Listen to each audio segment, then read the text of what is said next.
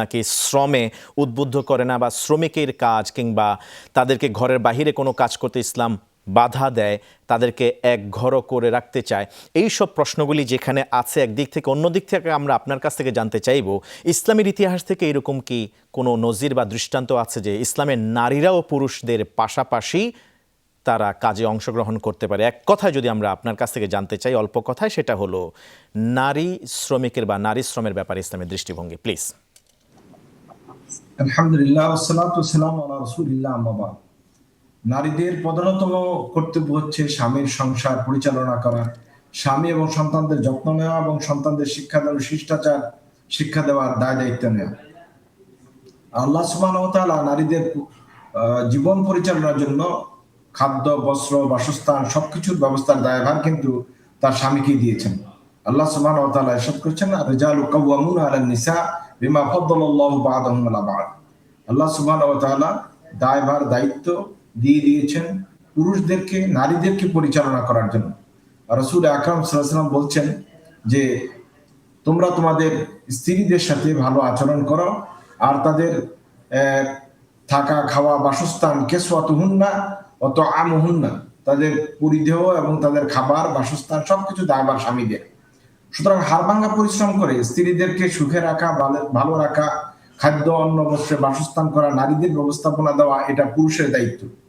আল্লাহ সুবহানাহু ওয়া তাআলা এর পাশাপাশি মহিলাদেরকে স্বামীর সংসারে দায়িত্ব নেওয়ার জন্য উদ্বুদ্ধ করেছেন। নবী আকরাম সাল্লাল্লাহু আলাইহি ওয়াসাল্লাম বলেছেন, আল মারাতু রাইয়াতুন আলা আহলি বাইতি যাওজিহা।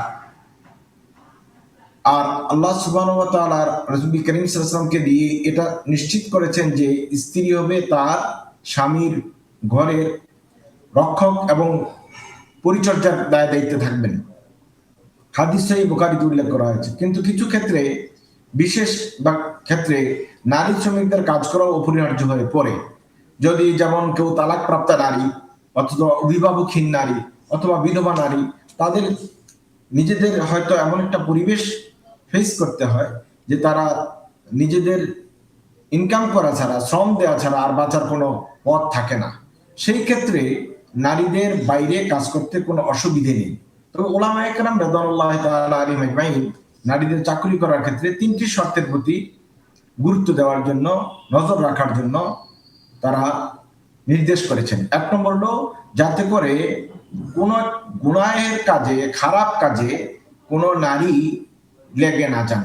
হতে পারে সেটা নানা ধরনের চারিত্রিক ত্রুটিযুক্ত কোনো কাজ, এই কাজে যেন সে অংশগ্রহণ না করে, এভাবে যেন টাকা ইনকাম না করে, এটা যেন শ্রমের মাধ্যম হিসেবে গ্রহণ না করে। ২ নম্বর হলো, সে যেন তার কাজকে কোনো পরপুরুষের সাথে, যেখানে সবসময় একটি পর্দাহীন অবস্থায় থাকা, এটা যেন না হয়, সে বিষয়টি গুরুত্বের সাথে লক্ষ্য রাখতে হবে। ৩ নম্বর বিষয় হলো, সে যেন যখন তার কার্যক্ষেত্রে যাবে বা থাকবে, যেখানে তার কর্মক্ষেত্র, সেই ক্ষেত্রে যেন সে তার পর্দাটাকে শতভাগ মেনটেইন করে। এই ৩টি শর্তের ভিত্তিতে উলামায়ে কেরাম রাদিয়াল্লাহু তাআলা আলাইহিম আজমাইন কর্মজীবী নারীদের জন্য শ্রম দেওয়া বা কাজ করার ব্যাপারে কোনো বাধা দেননি। বরং এটি একটি গুরুত্বপূর্ণ বিষয় যে একজন নারী তার জীবন পরিচালনার জন্য জীবিকার তাগিদে সে চাকরি যদি করতে না পারে, তাহলে তার দায়ভার নিবে কে? সেক্ষেত্রে যদি রাষ্ট্র এবং সরকার এ ধরনের নারীদের কোনো নিশ্চয়তা দিতে পারেন, তাহলে এটি সবচেয়ে ভালো। আর যদি এটা সম্ভব না হয়, তাহলে এই ক্ষেত্রে এই শর্তগুলো মেনে নারীদের কর্মক্ষেত্রে চাকরি করতে কোনো অসুবিধা নেই। তবে মহিলাদের নিযুক্তির ক্ষেত্রে যারা কর্তৃপক্ষ দ্বারা তাদেরকে নিয়োগ করবেন, তাদের কয়েকটি জিনিস খেয়াল রাখা উচিত। তারা যেন বৃদ্ধা, অক্ষম, নাবালিকা মেয়েদেরকে কাজে নিযুক্ত না করেন, কারণ তাদেরকে প্রতিপালন করার সুরক্ষার দায়িত্ব হলো রাষ্ট্র এবং সরকারের, এবং যারা তাদের অভিভাবকত্ব নিতে পারে তাদের। ২ নম্বর হলো, মহিলাদের সতীত্ব এবং নিরাপত্তা রক্ষা পায় এমন পরিবেশকে নিশ্চিত করতে হবে নিয়োগকারী কর্তৃপক্ষকে। চাই সেটা সরকারি হোক, অথবা কোনো গার্মেন্টস ফ্যাক্টরি হোক, অথবা কোনো ফ্যাক্টরি হোক, অথবা কোনো অন্য কোনো কর্মক্ষেত্র হোক, তাদের সতীত্বের নিরাপত্তা দেওয়ার কাজ এবং পরিবেশ নিশ্চিত করার কাজ হলো মালিক পক্ষের। ৩ নম্বর হলো, নারী স্বাস্থ্যের প্রতি লক্ষ্য রাখা। নারীরা সাধারণত নানা রকমের সমস্যায় ভোগেন। ওই সমস্যাগুলোর ক্ষেত্রে তাদেরকে কিছুটা ছাড় দেওয়া এবং তাদেরকে কিছুটা রিল্যাক্সে রাখা, এই বিষয়টি নিয়োগকারী কর্তৃপক্ষের খেয়াল রাখা উচিত।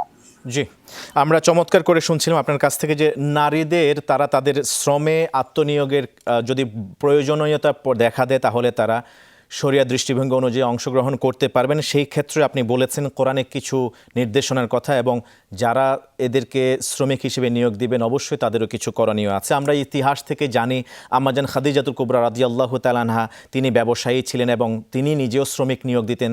তার আন্ডারে আল্লাহ রাসূল সাল্লাল্লাহু আলাইহি ওয়াসাল্লাম কাজও করেছিলেন, ব্যবসায়ীর কাজ। এরপরে ওমর ইবনুল খাত্তাব রাদিয়াল্লাহু তাআলা আনহুর আমলেও হযরতে শিফা বিনতু আব্দুল্লাহ রাদিয়াল্লাহু তাআলা আনহা তিনি বাজারের তত্ত্বাবধায়ক ছিলেন, সুপারভাইজার ছিলেন। এভাবে করে নারীরা যুদ্ধের ময়দানে অংশগ্রহণ করেছেন। প্রয়োজনে নারীদের এই শর্ত শারায়াতের আলোকে তারা অংশগ্রহণ করবে, এতে ইসলাম নিষিদ্ধ করে না। অনেক ধন্যবাদ জানাচ্ছি আপনাকে শেখ।